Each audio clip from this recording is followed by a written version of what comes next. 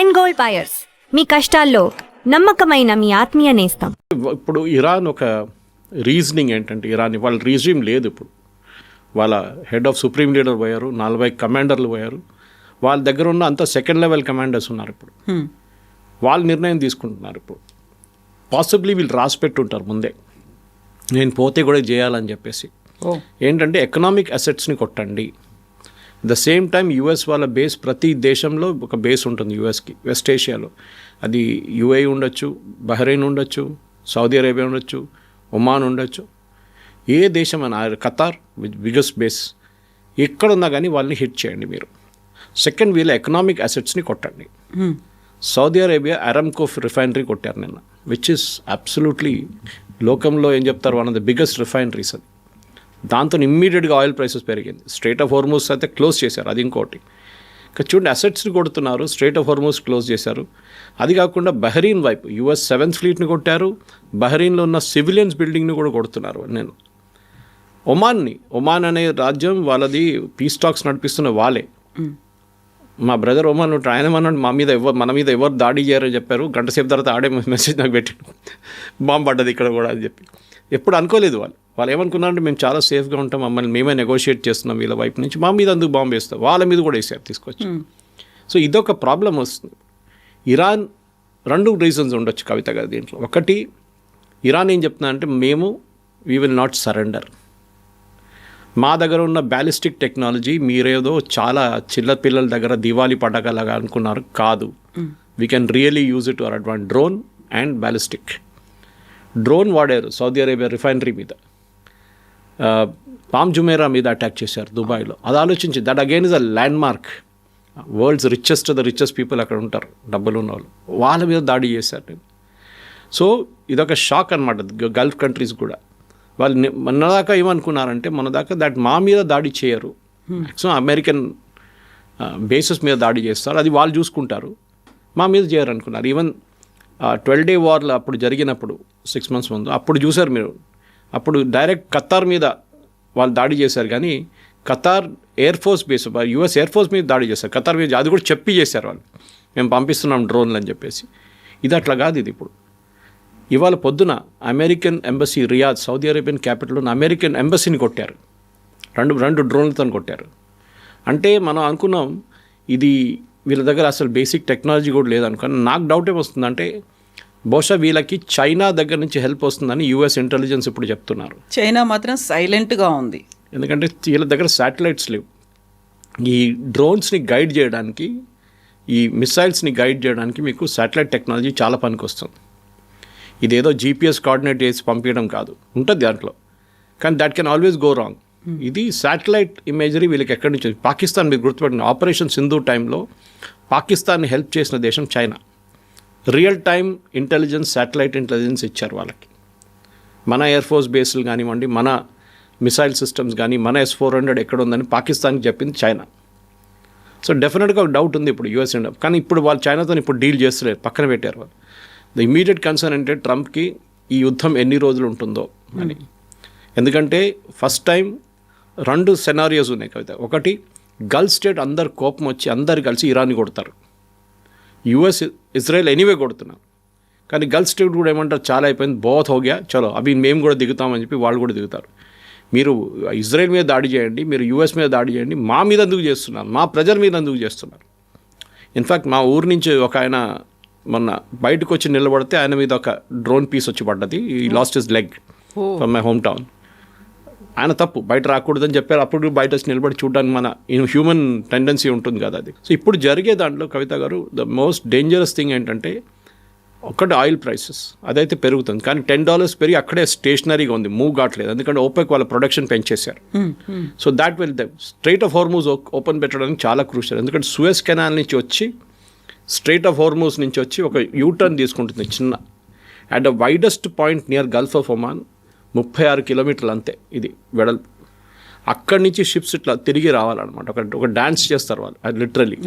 And these are huge crude oil ships అనమాట, massive. వీళ్ళని ఆపారనుకోండి, ఇది మొన్న ఒకటి ఫైర్ చేశారు ఒమాన్ దగ్గర, దాని మీద స్టిల్ ఆన్ ఫైర్ యాక్చువల్లీ ఆ షిప్. మొత్తం ఆగిపోతే గల్ఫ్లో నుంచి బయటికి వచ్చే 20% టోటల్ పెట్రోలియం ప్రోడక్ట్స్ ఆగిపోతుంది. గ్యాస్ అండ్ పెట్రోలియం రెండు. నిన్న మీరు గుర్తుపెట్టుకోండి, నిన్న Qatar has announce suspension of gas. Immediately యూరోప్లో దాని ఎర్త్క్వేక్ వచ్చింది ఇమ్మీడియట్గా ఇంపాక్ట్. ఎందుకంటే యూఎస్ చాలా మటుకు రష్యన్ గ్యాస్ ఆపిన తర్వాత ఖతార్ మీద డిపెండెంట్గా ఉన్నారు, కొంచెం సౌదీ అరేబియా మీద కూడా. కానీ Qatar is the largest producer, Iran is the second largest producer. Iran నుంచి తీసుకోలేరు, ఖతార్ నుంచి ఇప్పుడు ఖతార్ వాళ్ళ ప్రొడక్షన్ ఆపేశారు, వాళ్ళ బేస్ మీద కూడా అటాక్ చేశారు, గ్యాస్ బేస్ మీద. రష్యా, ఇప్పుడు ఆలోచించండి, నేను మొన్న ట్వీట్ చేశాను, బహుశా మీకు చెప్పుంటాను. I tweeted that president Trump భారతదేశం మీద ఇంకొక 25% పెడతారంట టారిఫ్. ఎందుకంటే మీరు రష్యా దగ్గర నుంచి ఆయిల్ కొనట్లేదని చెప్పి. రష్యా దగ్గర నుంచి కొనండి ఆయిల్ అని. నిన్నప్పుడు చూస్తే నేను ఈవినింగ్ కాగానే the ministry of external affairs I sent out and appeal to government of India, మీరు యూఎస్తో మాట్లాడి చెప్పండి మాకు అర్జెంటుగా రష్యా దగ్గర నుంచి ఆయిల్ కొనాల్సిందే, ఇంటర్వ్యూన్ అవ్వండి ఇప్పుడు. బికాస్ మిగతా ఆయిల్ సోర్సెస్ బంద్ అయిపోయినాయి ఇప్పుడు. లేకుంటే మనం $80 $90 పర్ బ్యారెల్ ఇవ్వాల్సి వస్తుంది, రష్యా 40కి ఇస్తున్నారు మనకి డిస్కౌంట్లో. సో సిచ్యువేషన్ ఆ పరిస్థితికి వచ్చేసింది అనమాట. ఎకనామిక్లీ ఇరాన్ కొడుతున్నారు, బహుశా ఎక్కువ రోజులు ఉండదు వాళ్ళ దగ్గర. ఎందుకంటే ఎన్ని మిసైల్స్ ఉన్నాయి ఇరాన్ దగ్గర, ఆన్ దేర్ ఓన్ వాళ్ళ దగ్గర ఉన్న 20,000 బ్యాలిస్టిక్ మిసైల్స్ ఉన్నాయి. దాంట్లో ఆల్రెడీ ఒక 5,000-6,000 వాడుకున్నారు. మిగతా దాన్ని యూఎస్ డిస్ట్రాయ్ చేశారంటారు, ఎంత డిస్ట్రాయ్ చేస్తే తెలియదు. వాళ్ళు మ్యాక్సిమం స్టాక్ పైల్స్ వాళ్ళది పెట్టుకున్నది హెజ్బుల్లా దగ్గర ఉంది, హెజ్బుల్లాకి పంపించారు వాళ్ళు. రేపు ఏమైనా అయితే ప్రాబ్లం అయితే మీరు అక్కడి నుంచి షూట్ చేయండి, మేము ఇక్కడి నుంచి చేయలేమని చెప్పి హెజ్బుల్లాకి ఇచ్చారు. హెజ్బుల్లా దగ్గర 120,000 మిసైల్స్ ఉన్నాయి. దాంట్లో చాలా మటుకు వాళ్ళు ఇజ్రాయెల్ వాళ్ళు డిస్ట్రాయ్ చేశారు, ఫస్ట్ ఆ వార్లోనే డిస్ట్రాయ్ చేశారు October 7 తర్వాత. ఇంకెంత ఉందో అని అడిగితే 40,000 ఉందంటున్నారు ఇప్పుడు దాకా. ఆ 40,000లో ఆల్మోస్ట్ ఒక 5,000 మొన్న వాడారు వాళ్ళు లాస్ట్ 1 వీక్లో. దాన్ని కూడా ఇజ్రాయెల్ తర్వాత ధ్వంసం చేశారు, లాంచెస్ని ధ్వంసం చేశారు, మిసైల్ ప్రొడక్షన్. ఇప్పుడు ఇరానియన్ మిసైల్ ప్రొడక్షన్ ఫెసిలిటీ మీద కొడుతున్నారు అమెరికా. ఎందుకంటే ఏ ఫ్యాక్టరీ అన్నా వీళ్ళని హెల్ప్ చేస్తున్నారో ఈ మిసైల్ ప్రొడక్షన్ వాళ్ళు కొడుతున్నారు. సో మనం ఐ థింక్ అమెరికా కూడా ఇరానియన్ టెక్నాలజీని అండర్ ఎస్టిమేట్ చేశారు. ఇరాన్ దగ్గర ఏదో చిన్నపిల్లల దగ్గర ఉన్న దివాళీ రాకెట్ లాగా పటాకాలాగా అనుకున్నారు, కాదు. I think they got a very sophisticated technology వాళ్ళ దగ్గర. Iranian education system is one of the best. వాళ్ళ మెడిసిన్, ఇంజనీరింగ్, లైఫ్ సైన్సెస్ చాలా మంచిది వాళ్ళది. And I think they really వాళ్ళు వాడుకున్నారు ఆ టెక్నాలజీని. టర్కీ దగ్గర నుంచి ఏమైనా నేర్చుకున్నారా, చైనా దగ్గర నుంచి టెక్నాలజీ తీసుకున్నారు? Yes, possible. చైనా దగ్గర నుంచి డెఫినెట్ తీసుకొని ఉంటారు. రష్యా వైపు నుంచి ఎక్కువ తీసుకోలేదు, ఎందుకంటే రష్యా దగ్గర ఇప్పుడు లేదు, they don't have any stock piles. అంటే వాళ్ళ దగ్గర మిసైల్ తీసుకొచ్చి పెట్టే స్పేస్ కూడా లేదు వాళ్ళ దగ్గర. ఆ పరిస్థితుల్లో ఇప్పుడు నెక్స్ట్ 3 రోజుల్లో అమెరికా ఇవాళ పొద్దున వార్నింగ్ ఇచ్చారు ట్రంప్ దట్ చాలా పెద్ద ఒక అటాక్ జరగబోతుంది, we will attack them with everything అన్నారు. ఆ everything is going to be very dangerous. ఎందుకంటే దాని తర్వాత మళ్ళీ వెస్ట్ ఏషియా ఎక్స్ప్లోడ్ అవుతుందో లేదో మనం చెప్పలేం. ఇప్పుడు దాకా మనమైతే సేఫ్ ఉన్నాం, మన వైపు ఏం రాలేదు. కానీ ఇక్కడ మనకు అన్నిటికీ పెద్ద ప్రాబ్లం రాబోతుంది పెట్రోలియం ప్రైసెస్. అది మనకి రష్యా దగ్గర నుంచి కొనుక్కుంటే వీ విల్ రెడీ, శాంక్షన్స్ పెట్టండి మా మీద, మాకు కావాలి రష్యా దగ్గర తీసుకుంటామంటాం మనం. అండ్ ప్రెసిడెంట్ ట్రంప్ ఆల్సో వాళ్ళు ఏం చేయరు, they will agree to it. ఈ పరిస్థితుల్లో రష్యా గ్యాస్ కూడా సప్లై చేయాల్సి వస్తుంది యూరోప్కి. అది ఆపెట్టారు. నార్త్ స్ట్రీమ్ ఒక పైప్ లైన్ ఉంది గ్యాస్ది, అది ఆఫ్ చేసి పెట్టారు వీళ్ళు యూరోపియన్. మాకు అక్కర్లేదు గ్యాస్ మీ దగ్గర నుంచి అని చెప్పి ఇప్పుడు అడుగుతున్నారు నిన్నటి నుంచి, ప్లీజ్ మాకు గ్యాస్ ఇవ్వండి అని చెప్పి. బికాస్ యూరోప్లో వింటర్ ఇప్పుడే అవుతుంది. సో దట్ మ్యాసివ్ ఇంపాక్ట్ ఉండబోతుంది యూరోప్ మీద. పెట్రోలియం ప్రైసెస్ డబుల్ అయిపోతుంది యూరోప్లో. ఎందుకంటే యూరోప్ దగ్గర ఒక్క ప్లేస్ కూడా పెట్రోలియం ప్రొడక్షన్ ఫెసిలిటీ లేదు వాళ్ళ దగ్గర. రిఫైనింగ్ స్పేస్ ఉండొచ్చు కానీ పెట్రోలియం ప్రొడక్షన్ లేదు. సో మన వైపు నుంచి మనం వెనజువేలా, యుఎస్, రష్యా వీళ్ళు 3 సోర్సెస్ నుంచి మనం తీసుకోవాల్సి వస్తుంది. ఈ వార్ ఎండ్ అయిపోతే, స్ట్రైట్ ఆఫ్ హార్మూజ్ ఓపెన్ అయిపోతే దెన్ సిచ్యువేషన్ మళ్ళీ బ్యాక్ టు నార్మల్ వచ్చేస్తుంది. కానీ దాని టైం పడుతుంది. మినిమం ప్రెసిడెంట్ ట్రంపే చెప్తున్నారు ఒక నెల పడుతుందని చెప్పేసి. 3-4 వీక్స్ కంటిన్యూ అవ్వచ్చు అంటున్నారు. We have enough stock. వాళ్ళకి డౌట్ ఏముందంటే నిన్న రాత్రి కూడా జనరల్ పెట్రోల్స్ వాళ్ళ రిటైర్డ్ చీఫ్ అన్నారు, చీఫ్ ఆఫ్ స్టాఫ్ ఉన్న యుఎస్ ఆర్మీది, ఆయన ఏమన్నారంటే I have a doubt America దగ్గర అన్ని మిసైల్స్ ఉందా లేదా అని చెప్పి. మా దగ్గర అన్ని మిసైల్స్ ఉందా లేదా నాకు డౌట్ ఉంది, ఎందుకంటే చాలా వాడుతున్నాం మనం, whether we have that enough production అంటే. Yesterday Trump has given an indication saying full production నడుస్తుంది, we will have no shortage of missiles. కావాలంటే బ్రిటన్ దగ్గర తీసుకుంటాం, జర్మనీ దగ్గర తీసుకుంటాం, ఫ్రాన్స్ దగ్గర తీసుకుంటాం. France has moved the aircraft carrier move చేశారు గల్ఫ్కి. యూకే పార్టిసిపేట్ చేయట్లేదు, భయపడుతున్నారు యూకే, ఎందుకంటే వాళ్ళ దగ్గర పెద్ద ఒక ముస్లిం పాపులేషన్ ఉంది. యూకేలో వాళ్ళు మళ్ళీ ఏదైనా అటాక్ చేస్తారని భయం ఉంది. Protestలు వితిన్ యూకే ప్రొటెస్ట్ చేసి ఏమైనా అటాక్ చేస్తే ప్రాబ్లం అవుతుందని చెప్పి నిన్న పార్లమెంట్లో కూడా వాళ్ళ పార్లమెంట్లో చాలా పెద్ద ప్రాబ్లం జరిగింది నిన్న డిబేట్లో. నేను చూశాను, లైవ్గా చూశాను. ఇప్పుడున్న పరిస్థితుల్లో కవిత గారు ఇట్స్ అ మెస్. ఇది ఎన్ని రోజులు ఎవరికి కెపాసిటీ ఉందో దాని మీద ఉంటుంది. ఇరాన్ది అయితే డెఫినెట్లీ ఇరాన్కి ఒక రోజులు ఒక 3-4 వేలు వాళ్ళు యూజ్ చేస్తే కూడా వాళ్ళకి వారం రోజు తర్వాత వాళ్ళు ఏం చేయలేరు. And that is going to be very crucial. Iranian regime పడిపోతుందా లేదా అని ఇప్పుడు అందరూ అదే ఎదురు చూస్తున్నారు అనమాట. ఏ రోజు వాళ్ళు అగ్రీ చేస్తారో దెన్ సిచ్యువేషన్ మారిపోతుంది. ఇప్పుడు ఒమాన్ మాట్లాడుతున్నారు, పీస్ టాక్స్ నడుస్తుంది, మళ్ళీ జెనీవాలో స్టార్ట్ చేద్దామని చెప్తున్నారు. కానీ నాకైతే డౌట్ ఉంది, Iranian regime will not change. ఎందుకంటే వాళ్ళకి ఎండ్ గేమ్కి వచ్చేసారు. ఇప్పుడు పోతే మేము అందరు పోతాం. స్పెషలీ వాళ్ళ రెవల్యూషనరీ గార్డ్ 140,000 మంది ఉన్నారు. Revolutionary guards, hard core Khamenei supporters. వాళ్ళే రోడ్డు మీద వచ్చి దిగుతున్న వాళ్ళని షూట్ చేశారు వాళ్ళే. నెక్స్ట్ వాళ్ళది ఒక సెమీ ఒఫీషియల్ ఉన్న ఒక గ్యాంగ్ లాగా ఉంది, అది 180,000. That's another form of IRGC. వాళ్ళ ఆర్మీ ఏమో 8 లక్షల మంది ఉన్నారు. ఆర్మీ వాళ్ళ దాకా ఇంటర్ఫియర్ చేయలేదు. ఇరానియన్ ఆర్మీ మీద అందరు ఇప్పుడు ఎదురు చూస్తున్నారు. ఈ ఆర్మీ రేపు ఇరాన్లో ట్రంప్ చెప్పిన తర్వాత ఒక లాగా చేస్తే దెన్ సిచ్యువేషన్ మొత్తం మారిపోతుంది. అది మనకు నెక్స్ట్ 2 to 3 డేస్లో తెలుస్తుంది కదా. బట్ ఇవన్నీ పోయి దుబాయ్ మీద ఎందుకు పడ్డారు అనేది, దుబాయ్ ఎంత కష్టపడి ఎంత డెవలప్ చేసుకొని వచ్చింది, అలాంటి దుబాయ్ మీద కూడా టార్గెట్ చేయడము అనేది మళ్ళీ అక్కడ దాన్ని రివైవ్ అవ్వడానికి చాలా టైం తీసుకుంటుంది. అండ్ ఇప్పుడు ప్రపంచం చూస్తేనేమో World War III లోడింగ్ అనేటువంటి మాట ఎందుకు వినిపిస్తోంది అసలు? World War III అయితే రాదండి. World War III this is going to B inter reason conflict. World war అంటే అన్ని నేషన్స్ ఇంపాక్ట్ అవుతుంది. ఇన్వాల్వ్ అవ్వాలి అప్పుడు. చూడండి, సెకండ్ వరల్డ్ వార్లో US ఇన్వాల్వ్ కాలేదు. Till pearl harbour was hit. Japanese వచ్చి పర్ల్ హార్బర్ కెమికల్స్ అటాక్ చేసిన తర్వాతనే US దిగారు దాంట్లో. అది కూడా US ఏం చేశారు, వచ్చి జపాన్ మీద 2 బాంబులు పడేశారు, ఖతం అయిపోయింది, యుద్ధం ఫినిష్. అప్పుడు దాకా వాళ్ళు జర్మనీ కొట్టుకుంటున్నారా, సోవియట్ యూనియన్ కొట్టుకుంటున్నారా, జర్మనీ వెళ్ళి గ్రీన్లాండ్ ఆక్యుపై చేసుకుంటారా, డెన్మార్క్ ఆక్యుపై చేసుకుంటారా, స్పెయిన్ ఆక్యుపై చేసుకుంటారా, వాళ్ళు చూడలేదు. They are not bothered Americans. So third world war అనేది ఇట్స్ ఓన్లీ ఒక టర్మ్ అది. కానీ ఇప్పుడు జరుగుతుంది ఏంటంటే, మనం ఎవరి గురించి మాట్లాడలేము. రష్యా యుక్రెయిన్ వార్ ఏమైంది కవిత గారు? ట్రంప్ ఏమన్నారు, నేను ప్రతి దేశాన్ని ఎక్కడెక్కడ యుద్ధాలు ఉన్నా నేనే ఆపుతున్నానని చెప్పిన ట్రంప్, ఆయన ఇప్పుడు యుద్ధంలో దిగారు. రీసెంట్గా 4th ఇయర్ కూడా కంప్లీట్ చేసుకుంది. అక్కడ పాకిస్తాన్ ఆఫ్ఘనిస్తాన్ కొట్టుకుంటున్నారు. పొద్దున ఒక మీమ్ చూశాను, మన ఇండియాలో ఏం చేస్తున్నారంటే మనం 3rd కా 4th కింద హోలీ అని కొట్టుకుంటున్నామంట. మన వార్ అదే ఉందంట. మనకి ఇంటర్నల్ గా ఉన్నాయి బోల్డ్ ఇష్యూస్. ఇంటర్నల్ వార్లు 3rd కుందా 4th కుందా హోలీ అని చెప్పి కొట్టుకుంటున్నారు. అది మన వార్ అన్నమాట. సో మనం వీఆర్ లక్కీ. మీరు ఆలోచించండి, ప్రతి దేశం ఈజ్ ఆన్ ద ఎడ్జ్. ఆ రీజన్ నుంచి మన పక్కన ఉన్న భారతదేశం ఎక్కువ దూరం లేవు మనం. Oman and all is very close మనకి. ఒక మిసైల్ ఫైర్ చేస్తే రేపు Iran, it can even land in India. కానీ వీఆర్ బీయింగ్ వెరీ కేర్ఫుల్, ఎవరు సైడ్ తీసుకోకుండా. మోదీ గారు ఈవెన్ ఖమనీ డెత్ని మనం కండెమ్ చేయలేదు, చాలా కేర్ఫుల్గా ఉన్నాం మనం.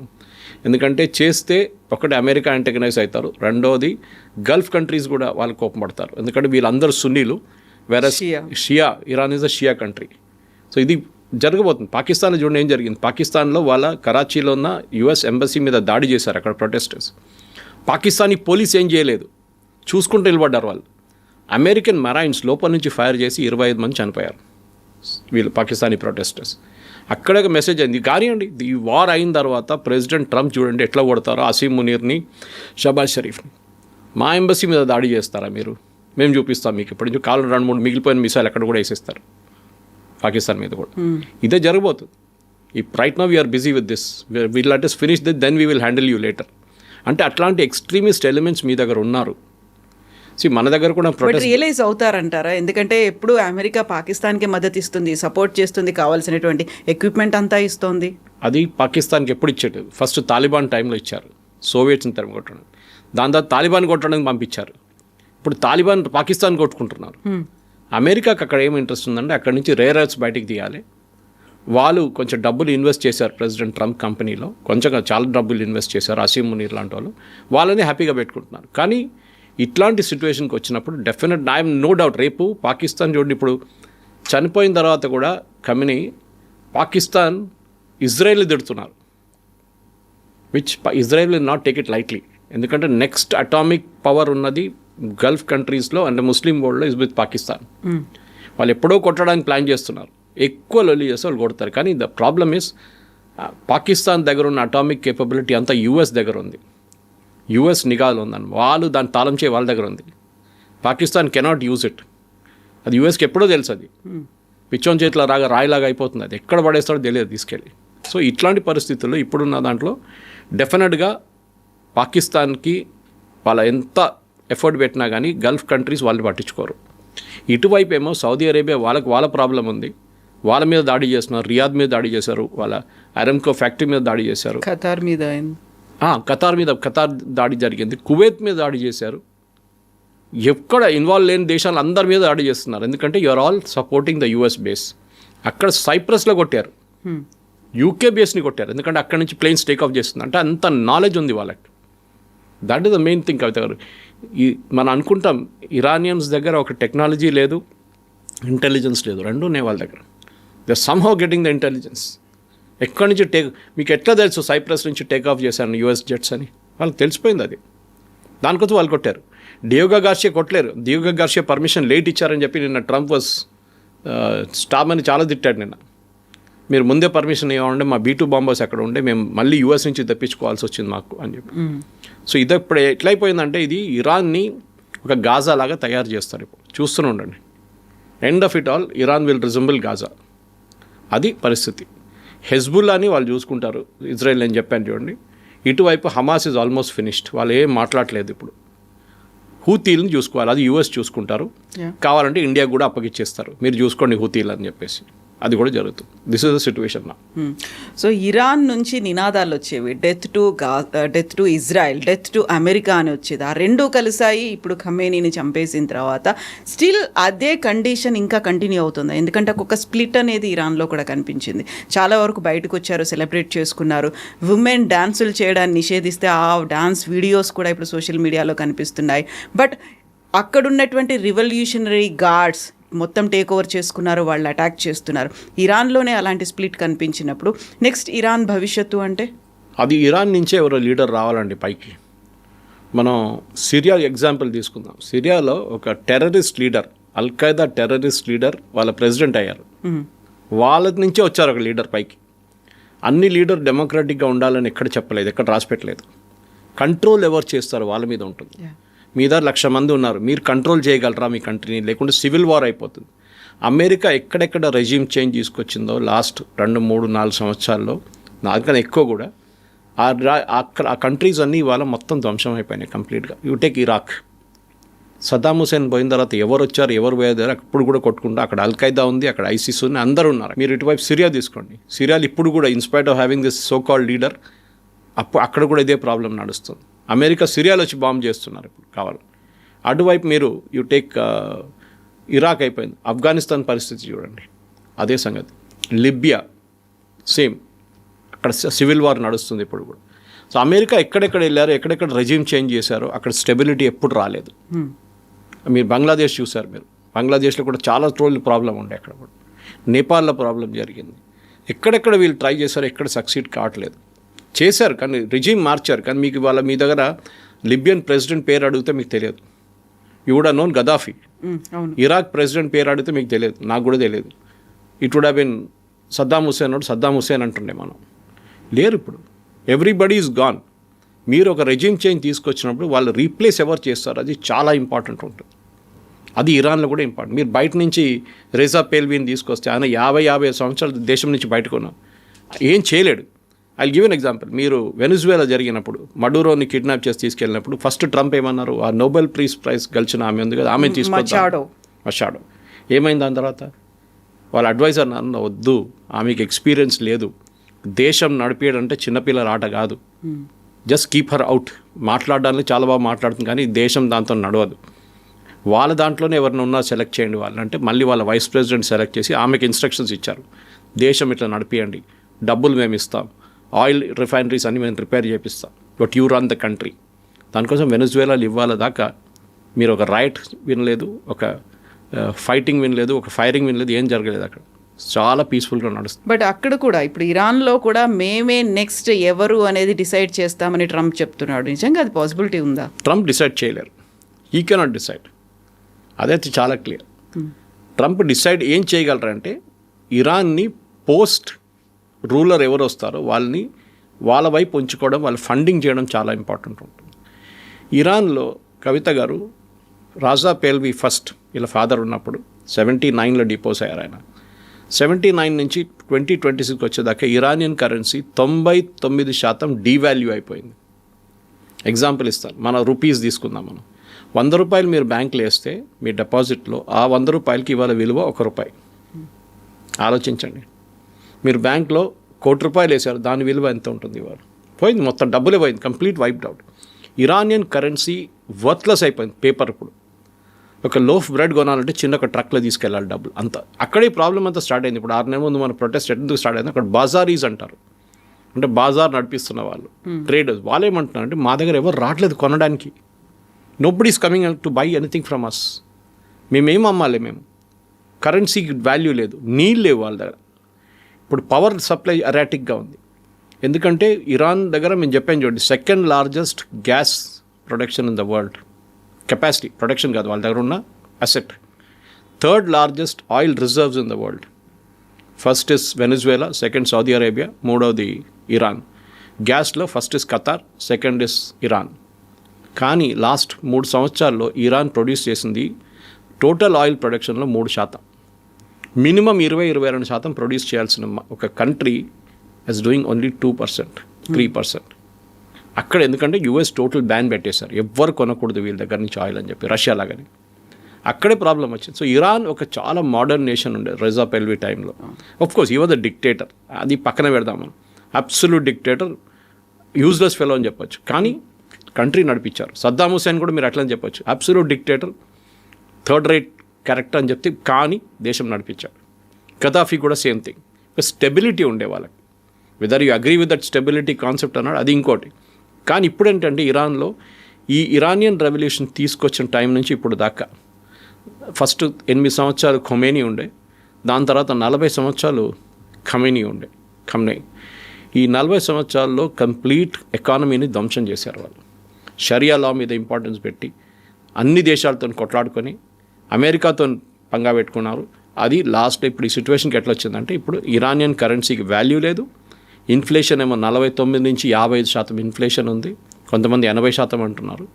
ప్రజలకి తినడానికి ఎక్కువ తిండి లేదు అక్కడ, వాళ్ళు సఫర్ అవుతున్నారు. కానీ వాళ్ళ ఎడ్యుకేషన్ సిస్టమ్ చూస్తే one of the best in the world. వాళ్ళ దాంట్లో 98% మహిళలు ఎడ్యుకేటెడ్.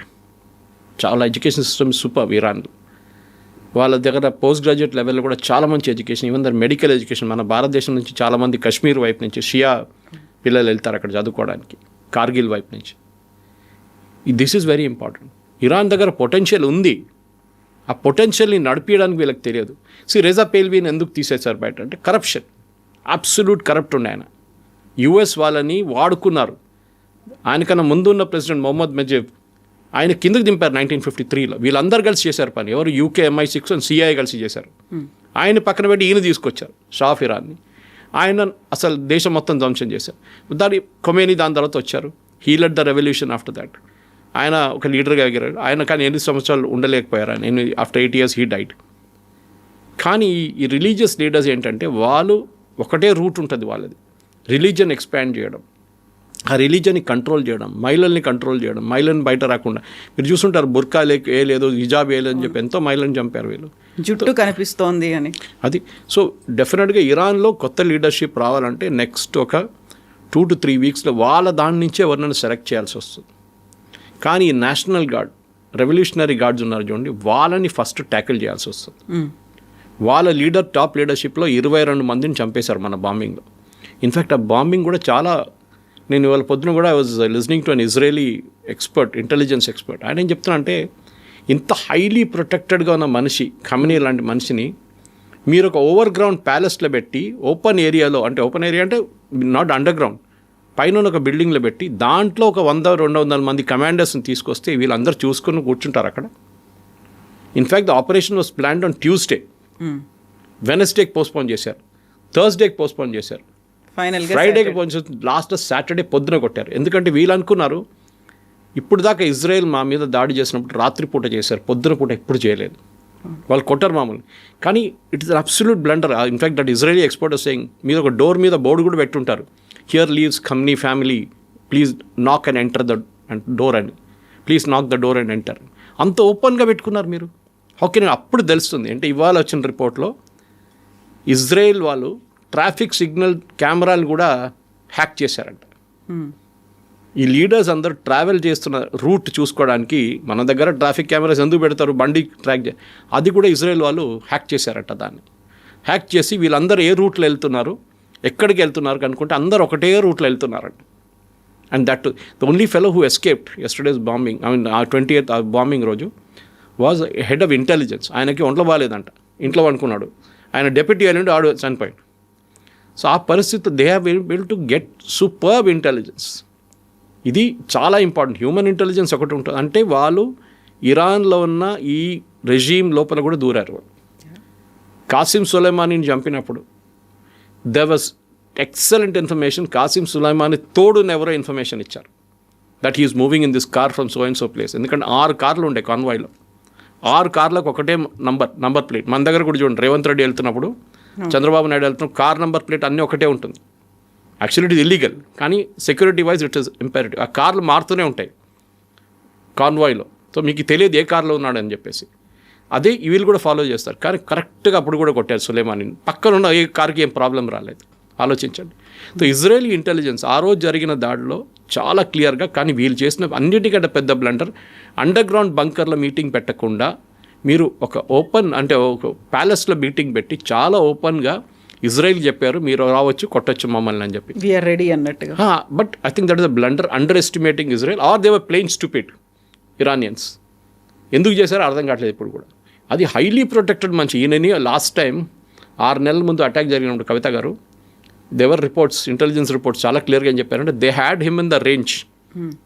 కమనీ ఉన్నారంట రేంజ్, కొట్టమంటారా. అప్పుడు యుఎస్ ప్రెసిడెంట్ ట్రంప్ చెప్పారంటే ఇప్పుడు వద్దు, కొడితే ఇది పెద్ద ప్రాబ్లం అవుతుంది.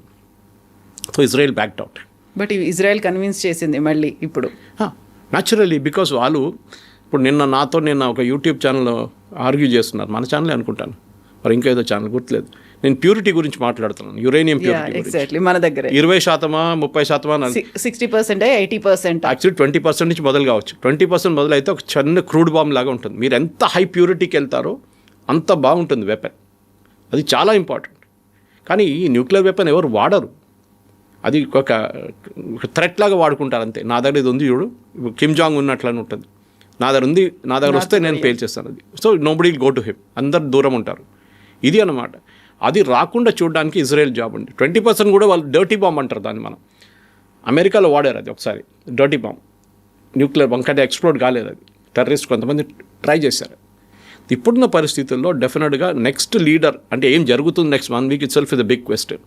కానీ ఇప్పుడు ఏం చేయబోతున్నారు అంటే వాళ్ళ దగ్గర ఉన్న కంప్లీట్ మిసైల్ ప్రొడక్షన్ టెక్నాలజీని ధ్వంసం చేస్తారు యూఎస్ అండ్ ఇజ్రాయెల్. దాంతోపాటు వాళ్ళ దగ్గర మిగిలిపోయిన లీడర్షిప్ని వాళ్ళు కూడా కొడతారు. లాస్ట్లో ఇచ్చే ఆప్షన్ ఏంటంటే మీ దాంట్లో నుంచే ఒక మనిషిని సెలెక్ట్ చేసుకోండి, who will be our man. We'll then allow oil exports. మళ్ళీ ఇరాన్ పాత సిస్టమ్కి వెళ్ళిపోతుంది. ఇరాన్లో డబ్బులు మస్తు ఉంటుంది, ఇరానియన్ ఎడ్యుకేషన్ సిస్టమ్ బాగుంటుంది, వాళ్ళ health care one of the best in the world. అది కూడా చాలా బాగా, ఇంకా ఎక్విప్మెంట్ ఇంకా రావచ్చు, బయట నుంచి మెడిసిన్స్ రావచ్చు. It become another very develop country. కానీ అది ఎవరు అంగీకరిస్తారో, వాళ్ళ లోపల నుంచి ఎవరు అగ్రీ చేస్తారో అది చూడాల్సిందని. ఎప్పుడు అవుతుందో అనేది కూడా వారం లోపల 10 రోజులు అయిపోతుంది 100%. ఎందుకంటే దానికన్నా ఎక్కువ ఇరాన్ తట్టుకోలేరు. వాళ్ళ దగ్గర కెపాసిటీ లేదు. అది వీళ్ళందరూ కలిసి అటాక్ చేస్తున్నారు. ఇప్పుడు ఓన్లీ యూఎస్ అండ్ ఇజ్రాయెల్. రేపు I will not be surprise Kavitha garu, Saudi Arabia, Kuwait, Bahrain, Qatar వీళ్ళందరూ కలిసి కొడితే కూడా ఐ వోంట్ బీ సర్ప్రైజ్. ఖతార్లోనే కూర్చున్నారు వీళ్ళ లీడర్లు అందరూ. హమాస్ లీడర్ ఖతార్లో ఉన్నారు, అల్ఖైదా లీడర్స్ ఖతార్లో కూర్చున్నారు, ఈవెన్ ముస్లిం బ్రదర్హుడ్ లీడర్స్ అందరు ఖతార్లో ఉన్నారు. సో వాళ్ళని వాళ్ళని పట్టుకుంటారు ఖతార్. మీరు చెప్పండి వెళ్ళి ఇరాన్కి అని చెప్పేసి. కానీ అప్పుడు దాకా ఉండదు, వాళ్ళని కూడా ఫినిష్ చేసేస్తారు ఇజ్రాయెల్ 100%.